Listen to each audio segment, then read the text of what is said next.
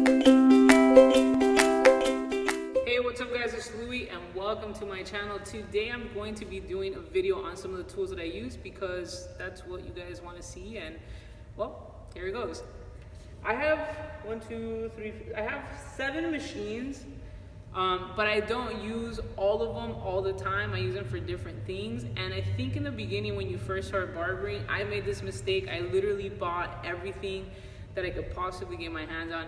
If I saw it on a video, if I saw a barber cut a certain way, I used to think that if I bought that certain machine that I would be able to get those same results, and that doesn't work that way. So in the beginning especially, don't worry so much about buying so many tools, because the reality is that you're not going to use a lot of them and you're going to stick to a couple of really basics that get the job done. So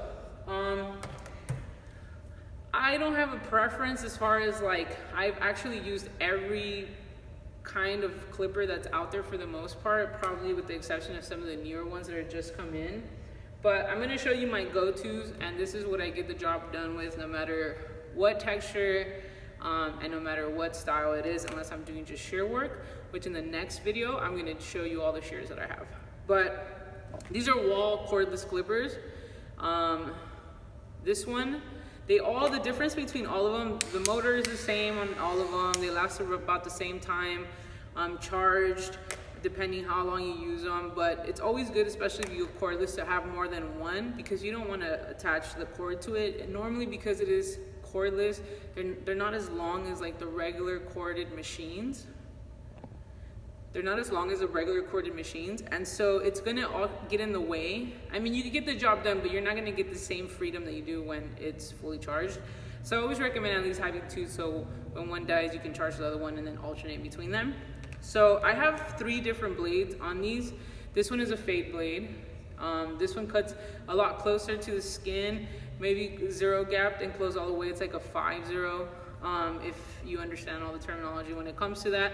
I don't want to confuse you guys too much with it. I'll do another video breaking that down, especially for my newcomers, because I know once you get into like 5 zeros, 3 zeros, 1, like all that stuff, it feels overwhelming, but it's not. It's actually a lot easier than you think once you kind of break it down in your mind that it makes sense to you. But this has a fade blade.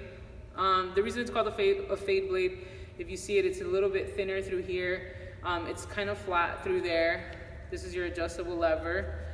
Super important part, especially when you're doing clipper cuts. And then this is obviously the switch, on, off. This is where it charges. So that's a fade blade. This one has a taper blade. If you see it, you see how that belly, it's a little bit fatter there. This is a little bit wider, so it doesn't cut as close as the fade blade. But this is great, especially too, also if you're cutting through like coarse hair. The fade blade, I love the finish of it and how close you can get, but at least for me, it does slow me down a little bit because you have to be careful of how fast you go in there, because sometimes with the fade blade, with this one, because it is so thin, it can actually get caught if you have open pores or whatever it might be your client. So you want to be careful with this one, but it does an awesome job. Taper blade, for me, I use this on kids also, and it helps me just kind of work a little bit faster. When you're cutting kids, it's all about time, but you also want to do a good job, so you don't want to compromise the two.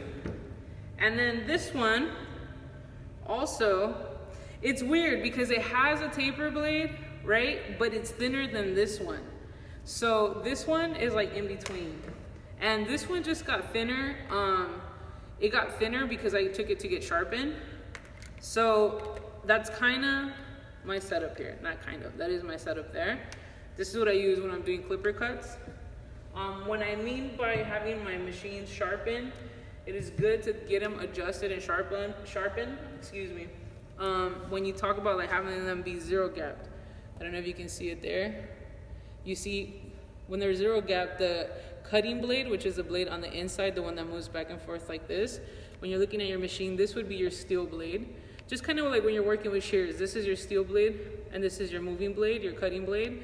So when you 0 gap it, you bring your cutting blade pretty close to your steel blade. So it gets pretty close in there.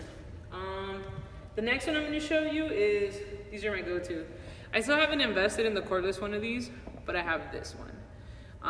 This one I just love because it's simple, it's light, it's compact.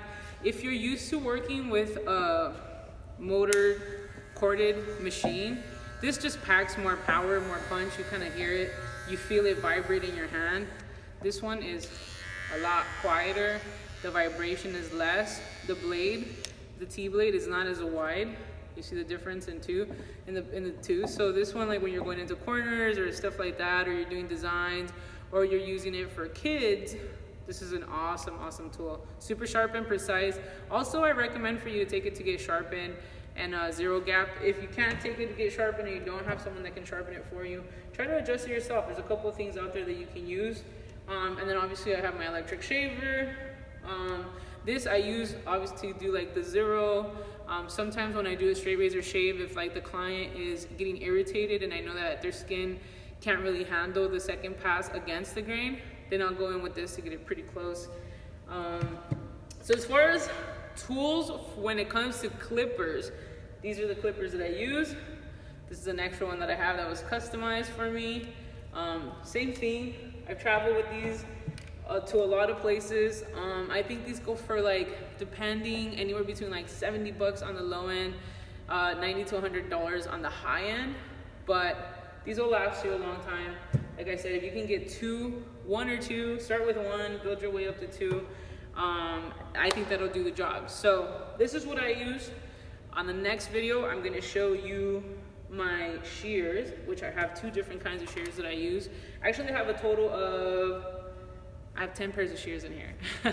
So I'll do the video on the next drop, and I'll break down shears and what I use, and then you can expect some videos on how I use them. So I'll see you guys soon. Remember, if you like this video, don't forget to comment, subscribe, and just give me that thumbs up. I'll see you guys soon.